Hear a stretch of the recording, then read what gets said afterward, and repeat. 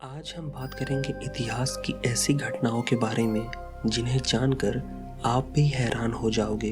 Number 1, Italy के पास मौजूद एक छोटा सा आइलैंड है जिसे दुनिया आइलैंड ऑफ डेथ के नाम से जानती है। साल 1629 में जब इटली में प्लेग महामारी फैली तब मरने के कगार पर खड़े लोगों को यहाँ क्वारंटाइन किया गया, लेकिन हालात इतने बिगड़ गए कि जगह कम पड़ने लगी। हिस्टोरियंस बताते हैं करीब 1,60,000 लोगों को जिंदा जला दिया गया और मरने वालों की बॉडीज भी यहीं दफनाई गई। इसके बाद यह आइलैंड हॉन्टेड माना जाने लगा।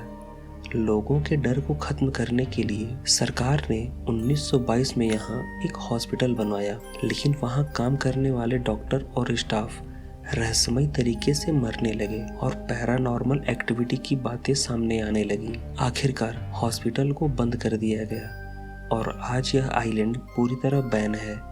यहाँ तक कि आसपास के मछुआरे भी यहाँ मछली पकड़ने नहीं जाते क्योंकि उनके जाल में मछलियों की जगह इंसानी कंकाल फंस जाते थे।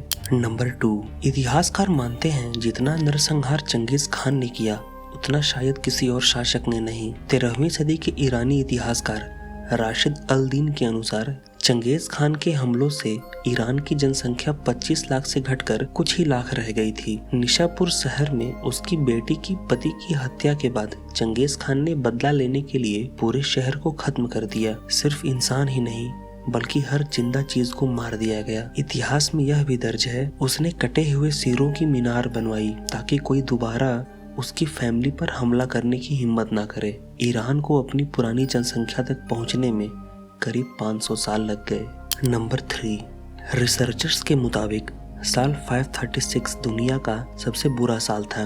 अचानक एक रहस्यमय धुंध ने पूरे यूरोप और मिडिल ईस्ट को ढक लिया। करीब 18 महीनों तक सूरज दिखाई नहीं दिया। तापमान 2.5 डिग्री सेल्सियस तक गिर गया। चीन में गर्मियों के दौरान बर्फ पड़ने लगी, फसलें बर्बाद हो गईं और लोग भूखमरी के कारण धीरे धीरे मरने लगे।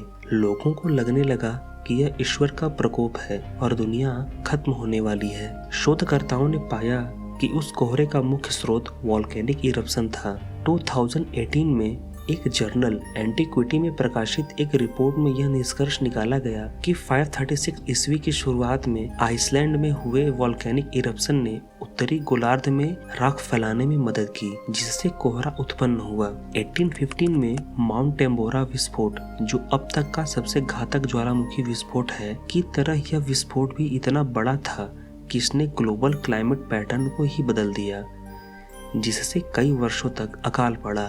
उस विस्फोट की राख ने आसमान को ढक लिया और इतिहासकार आज भी उस दौर को डार्क एज कहते हैं। नंबर 4, साल 1950 में इटली के मशहूर पेंटर जियोवानी ब्रागोलिन ने रोते हुए बच्चों के 65 से अधिक चित्रों की एक सीरीज बनाई थी। यह पेंटिंग इतनी मशहूर हुई कि इसकी 50,000 से ज्यादा कॉपियां बिक गईं। लेकिन इसके बाद अजीब घटनाएं शुरू होने लगी। जिन घरों में यह पेंटिंग लगी होती वहां आग लगने के हादसे और डेथ्स होने लगी। 1985 में ब्रिटिश अखबार द सन ने एक रिपोर्ट पब्लिश की। इसमें दावा किया गया कि ब्रिटेन के कई घरों में भीषण आग लगी, जिनमें सब कुछ जलकर खाक हो गया, लेकिन दीवार पर टंगी द क्राइंग बॉय की पेंटिंग पूरी तरह सुरक्षित मिली। उस समय के कुछ फायर फाइटर्स ने कथित तौर पर पुष्टि की थी कि उन्होंने कई ऐसे घरों में आग बुझाई जहां यह पेंटिंग बिना किसी खरोंच के मिली।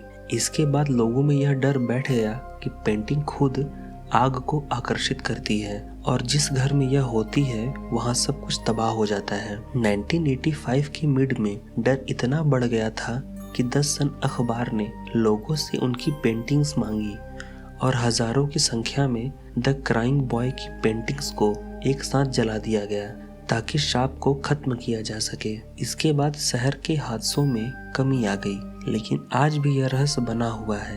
यह पेंटिंग पैरानॉर्मल की दुनिया में एक रहस्य बनी हुई है और लोग इसे अपने घर में लगाने से डरते हैं। दोस्तों, उम्मीद करते हैं कि आपको ये टॉपिक अच्छा लगा होगा।